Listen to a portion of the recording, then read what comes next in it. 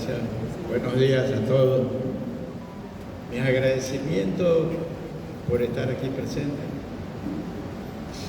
porque la presencia de ustedes es un estímulo a quienes producimos alguna clase de arte o de cualquier tema relacionado con la cultura, porque los libros es parte de la cultura y es parte del arte. Entonces, a todos ustedes mis agradecimientos, a mis amigos, compañeros, a los patriotas que están aquí, a todos ellos, a todos ustedes, todos y cada uno de ellos, mis agradecimientos muy personales por la presencia, por estar aquí. Efectivamente, lo que ha dicho Richard con respecto al libro, vivimos una época un poco grave, pero la época que vivimos es grave ahora, en estos momentos, pero será más grave mañana y será mucho más grave después si no tomamos una medida. Como anteriormente, si hacemos una visión retrospectiva, vemos que hará 1 año o 2 años no habían estos crímenes, extorsiones, la delincuencia no se había alzado, no había salido de los closets, dominan las cárceles, dominan el país, dominan a los municipios, están alzados, pero eso es consecuencia de los desgobiernos que ha tenido el país, de los sucesivos desgobiernos. Es el resultado de eso. Hace 3, 4 años no vivíamos, pero hace 3 o 4 años se fomentó esto. Y anteriormente de alguna manera se fomentaba hasta con los malos ejemplos. Porque la juventud dice, bueno, si los políticos, el presidente de la República es acusado, roba, entonces yo que soy pobre, ¿por qué no lo voy a hacer? El presidente de la República debe ser como un padre de familia, ejemplo de moralidad, ejemplo de ética, ejemplo de transparencia. Ese debe ser el presidente de la República, pero realmente escogemos a las escorias, por no decir otra cosa. Entonces, ¿cuál es el resultado? Una sociedad como la que tenemos en este momento, con un legislador que lo asesinaron por el único pecado de haber levantado la bandera de la lucha contra la corrupción, nada más. Haber levantado la lucha contra la corrupción, lo asesinaron. Es que los que manejan el país, que son las élites económicas, tienen nombre y apellido. No son, si nosotros hacemos un análisis, no son inclusive ni los mismos presidentes los que mandan, son los que financian la campaña política, los que están detrás del mandato presidencial y los que toman las grandes decisiones. Los que financian son las élites económicas. Ellos se han apropiado del país desde el mismo momento que se creó el Ecuador, 1830. Desde ese momento, tal es así que en aquella época el Ecuador tenía 1 millón de habitantes y solamente de acuerdo a la constitución que ellos redactaron podían votar 40.000 personas nada más. El resto era el pueblo que no era ciudadano, por consiguiente no podía escoger a sus gobiernos y ellos eran los que escogían para los efectos de siempre, saquear, robar, y así el país avanzó. Entonces, ¿qué debemos de hacer o qué podemos hacer? Hemos dicho el ejemplo de Fernando Villavicencio, un presidente de la República que quiere mejorar este país, terminar con tantas iniquidades, con tanta corrupción. ¿Qué va a pasar? Lo matan, o lo meten preso, o lo destituyen. tienen al presidente que no lo meten preso, que no lo destituyen, son los que entran en negocio con las élites corruptas que se han apropiado del país. Esos presidentes también, no pasa nada, cumplen su cometido y listo. Pero el presidente que quiera hacer algo, que quiera componer verdaderamente el país, no lo puede hacer, porque los obstaculizan, los quieren destituir, o lo destituyen, o le inventan alguna cosa y no puede gobernar. Entonces, si eso es así, si además estas élites han hecho el país, han redactado las leyes para ellos dominar al Ecuador en las elecciones cada 4 años nos convocan a elecciones, pero nosotros no tenemos ninguna participación ni acción por más del Consejo de Participación Ciudadana, que era la intencionalidad, pero que en la práctica se fracasó. No se puede hacer nada. Los gobiernos y la ciudadanía los convocan cada 4 años. ¿Con qué objeto? Para legalizar el control que tienen estos grupos económicos del Estado. Dicen, mira, si el 80%, el 90% vino a votar, es un apoyo a la democracia. Pero la democracia de ellos, pues. Ellos han creado esta democracia donde solamente los que tienen dinero, los que están apoyados por los medios de comunicación de ellos, son los que pueden tener trascendencia y pueden llegar a gobernar el país. Tenemos un millonario de presidente, el señor Guillermo Lasso, banquero, con su dinero llegó. Lenín Moreno también le pusieron millones, porque si no tenía los millones no podía ser presidente, ni ninguno de ellos. Entonces, hay una democracia que la han fabricado las leyes, han fabricado las normas para facilitar el control de las élites. Tal es así que el presidente de la República, un solo individuo, el tema de la deuda externa, viene y contrata créditos por el valor que él quiere, el presidente de la República, sin pedirle permiso a nadie, ni a la Asamblea, ni a nadie. 30, 40 años, un crédito de miles de millones a 30 años. Es decir, ellos saben que ellos no van a pagar. Y los que están votando en ese momento tampoco van a pagar. Son las futuras generaciones. Nuestros nietos, nuestros bisnietos quizás, son los que pagarán la deuda del señor Guillermo Lasso, de Moreno, de Correa, de todos estos que han gobernado. Porque son créditos a 30 años. Conseguí un crédito a 30 años con bajos intereses. Y a 30 años no hay bajos intereses, señor. Y entonces esa es la realidad que tenemos. Esos son los gobiernos que tenemos. Frente a esa circunstancia, frente a esa democracia que no permite que las personas que quieren al país, que los patriotas que quieren al país lleguen al poder y traten de corregir todos estos dilemas, todos estos vicios que se han creado, y si acaso se filtra y llega, lo matan o lo destituyen. Entonces, nosotros hemos hecho un trabajo de investigación. La mayoría de los libros que he escrito son resultados de un trabajo de investigación. No es que yo me invento, no es que invento algo, no, sino que es un trabajo de investigación. Inclusive en el libro están la fuente a la cual me he referido, inclusive hay citas textuales de donde yo he obtenido esa información. Este pequeño libro, o folleto, como se lo quiera denominar, hacia un gobierno cívico-militar, es una propuesta de que en realidad en este momento solamente un gobierno fuerte puede componer este país.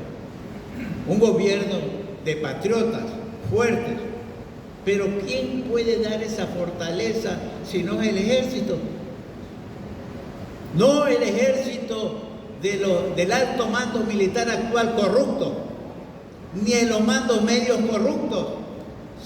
En el ejército debe haber elementos patriotas que también están hastiados como nosotros de ver tanta ignominia que se ha sembrado el país. Entonces, nosotros, ¿por qué hemos llegado a esa conclusión? Si revisamos la historia, Eloy Alfaro, el mejor presidente del Ecuador, de todos los tiempos, fue un gobierno, con un gobierno fuerte, jefe de gobierno. Él era presidente de la jefatura de gobierno. Tal es así, un pensamiento de Alfaro que se ha hecho común, que los asesores de Alfaro le decían, general, convoquemos elecciones, y Alfaro le decía, no, pues yo no voy a perder con papelito lo que he ganado con las balas, y no convocó a elecciones, pero pudo hacer lo que hizo, pues transformó al país, pues, por ese ser un gobierno fuerte. Y de ahí, en el año 1912, antes, en 1911 lo matan a Eloy Alfaro, las oligarquías precisamente, y gobierna Leonidas Plaza. Inicia lo que se llamó los gobiernos democráticos plutocráticos, que eran los banqueros los que ponían, igual que ahora, sí, la historia se repite. Ponían los presidentes, eran los banqueros. Hasta que viene ya en el año 1925. ¿Y qué ocurre? En el año 1925, el 9 de julio, los militares, hastiados de toda esta cadena de corrupción de los banqueros, dan un golpe de Estado que ha pasado a la historia como la Revolución Juliana. La Revolución Juliana, pero los dueños de este país, los dueños actuales, han ocultado los hechos de la Revolución Juliana porque no les interesa que los militares vuelvan a repetir esa acción. En el 9 de julio de ese año, los militares de baja graduación, no del alto mando, de baja graduación. Los de baja graduación cogieron a los del alto mando, le metieron una patada y los sacaron del ejército.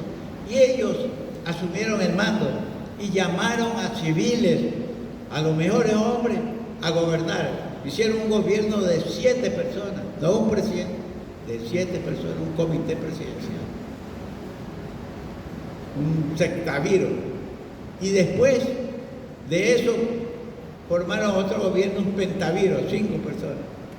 ¿Qué hicieron la Revolución Juliana? Creó el Banco Central, creó la Superintendencia de Bancos para controlar a la banca, Superintendencia de Compañías para crear a las compañías que hacían lo que le daba la gana. Si en este momento las compañías hacen lo que le da la gana, peor ahora en esa época.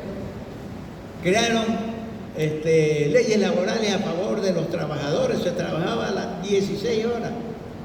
Ellos redujeron las horas de trabajo, le dieron protección a la mujer trabajadora, crearon la asistencia social que no había, que el Estado se preocupase por la gente pobre, por la medicina, hasta por la alimentación.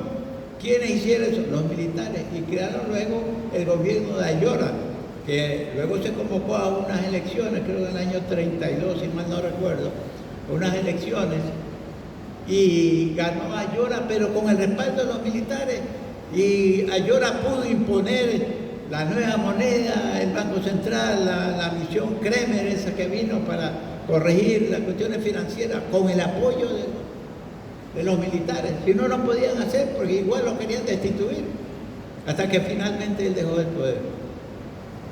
En esa parte de la historia aparece Velasco Ibarra, un hombre nefasto, servil de las oligarquías y particularmente servil de las oligarquías guayaquileñas, que eran quienes le financiaban la campaña a este señor.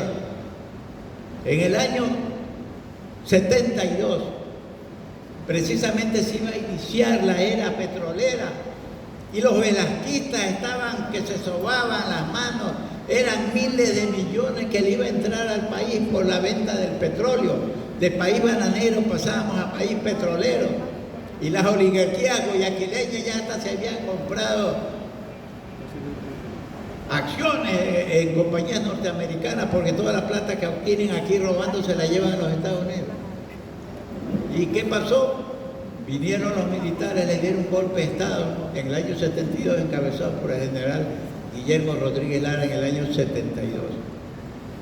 Ellos gobernaron hasta el 79. En el 76, por una divergencia, Rodríguez Lara dejó el poder, pero sus compañeros siguieron con la misma línea política de Rodríguez Lara que se inició en el año 72. ¿Qué hicieron los militares? Para mí, y en este librito lo digo luego de la investigación, otro de los mejores gobiernos que ha tenido en la historia del país. Crearon CEPE, ya lo dijo el compañero Richard.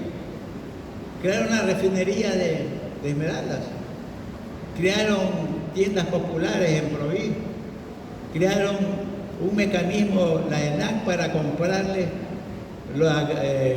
a los agricultores la cosecha, y construyeron una batería de silos por todo el país para que el Estado guarde las cosechas y los agricultores puedan beneficiarse de buen precio, porque los agricultores en el tiempo de la cosecha el precio se les viene abajo. Entonces el Estado, para proteger a los agricultores, crearon la ENAC.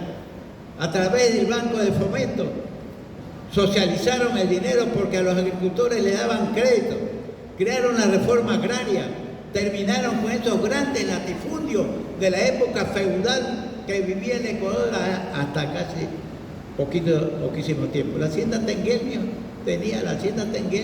era de Camaño, que fue presidente de la República, y después lo compró la Standard Fruit, 50.000 hectáreas. Eran dueños de todo lo que vivían ahí. En la sierra mismo, hasta esa época, seguía publicándose: vendo hacienda con 500 vacas y 100 indios. Lo vendían con indios y todo. Los militares terminaron de Rodríguez Lara.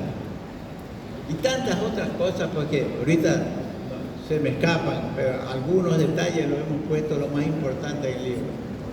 En el año 79 deciden entregar el poder a los civiles y convocan elecciones. Y gana el señor Jaime Roldós Aguilera las elecciones. Gobierna 6 meses porque la CIA lo mandó a matar porque no obedecía los designios, no quiso obedecer los designios de los Estados Unidos. Lo mandaron a matar. ¿Quién asumió el mando? Por ahí que anda hablando tontería, que debería estar preso, Osvaldo Hurtado. Vino y sucretizó. Los ricos, los amigos de él, los millonarios, los empresarios, habían adquirido deudas en los Estados Unidos, privadas, deudas que inclusive ni siquiera llegaban al Ecuador, sino un rico prestaba $1 millón y lo dejaba en banco de los Estados Unidos para que crezca.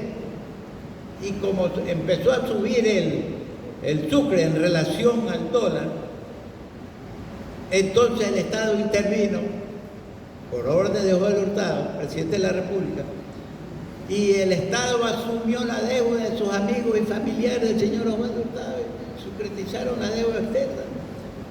No solamente que congelaron los intereses, sino que le congelaron con valor en relación sucre-dólar, porque el sucre iba subiendo en relación al dólar, iba costando más.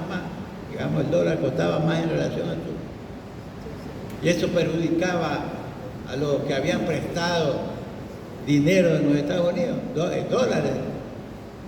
Entonces, le dieron una serie de canonías, sin límite de tiempo, sin bajos intereses, congelaba el precio del dólar. Y los que asumimos la deuda fue el pueblo ecuatoriano, nosotros. Porque todos tienen relación con nosotros, porque no son dinero de Osvaldo Hurtado, es dinero del pueblo, de todos nosotros. Y tuvimos que pagar. Luego vino Febres Cordero. Febres Cordero les mejoró toda esa de la deuda externa privada, le mejoró a los empresarios, le dio más tiempo, les dio más crédito. Y en fin. Luego vino Sixto Durán, Osvaldo Hurtado, Rodrigo Borja, después de Febres Cordero, Rodrigo Borja, que tuvo más o menos una relación, intentó con su eslogan ahora le toca al pueblo, pero ahora le toca a los dueños del Banco del Pichincha, que entregó dinero de la Reserva Monetaria Internacional al Banco del Pichincha para que ya iba a quebrar, para que no quiebre. Trajeron un avión de los Estados Unidos dinero para que el Banco del Pichincha pueda entregarle a su cuenta correntista. Luego vino Cinturón Ballén con su cantaleta de la privatización, empezó a vender todo lo que los militares habían hecho, la ENAC, la piladora modelo que era del Estado, la vendió. Piladora modelo que quedaba ahora aquí, que era del Ministerio de Agricultura, donde queda Puerto Santana, que de la noche a la mañana pasó a la señora Isabel Novoa, no se sabe cómo, pero pasó, eran terrenos del Ministerio de Agricultura donde estaba el banco, la piladora modelo, una gigantesca piladora con grandes hilos, lo desaparecieron, muchas otras cosas. Después vino el señor Bucarán, que estuvo 6 meses, después vino Cinturita, Fabián Alarcón. Es decir, eran gobiernos social cristianos. Cinturita porque él se doblaba ante Febre Cordero cuando venía, porque Febre Cordero fue el que lo puso. Febre Cordero el que gobernaba, ponía ministros, y cuando llegó Baguag, la misma cantaleta. Y Cinturón Ballén fue el responsable del feriado bancario porque él hizo aprobar una ley al sistema financiero en la cual si un banco se había quedado sin dinero, para entregarle a su cuenta ahorrista, cuenta correntista, el Banco Central tenía que entregarle inmediatamente. Y los bancos empezaron a pedir y a pedir y a pedir hasta que colapsaron en el año 79. Bueno, esto es un resumen. El resto, todos los gobiernos han sido igual, de una u otra manera. Entonces, esa es parte de la historia que recogemos aquí, en la cual por eso nosotros proponemos, si han habido 3 gobiernos en la historia desde 1895, que la inauguró Eloy Alfaro, y luego en 1925, y luego en el 92, han habido gobiernos que han servido al país con regímenes fuertes, de gobiernos que han tenido un apoyo militar, o los militares han estado involucrados, los militares patriotas. ¿Por qué no buscar esa solución ahora? Por eso este libro es una propuesta, es una idea, no una teoría, una idea, en la cual los militares deben involucrarse y mandar a su casa a todos estos políticos corruptos, mandarlos de vacaciones durante unos 10 años siquiera, y componer este país. Es la única manera. La delincuencia seguirá haciendo de la suya, a todos los niveles, la delincuencia de cuello blanco y la delincuencia de abajo. Y nosotros, que somos los sándwiches, los convidados de piedra, somos los que sufrimos las consecuencias de lo de gobierno. Eso es, en definitiva, lo que trata esta pequeña publicación que hemos hecho ahora y que la estamos vendiendo a $2. Muchas gracias. Muchas gracias.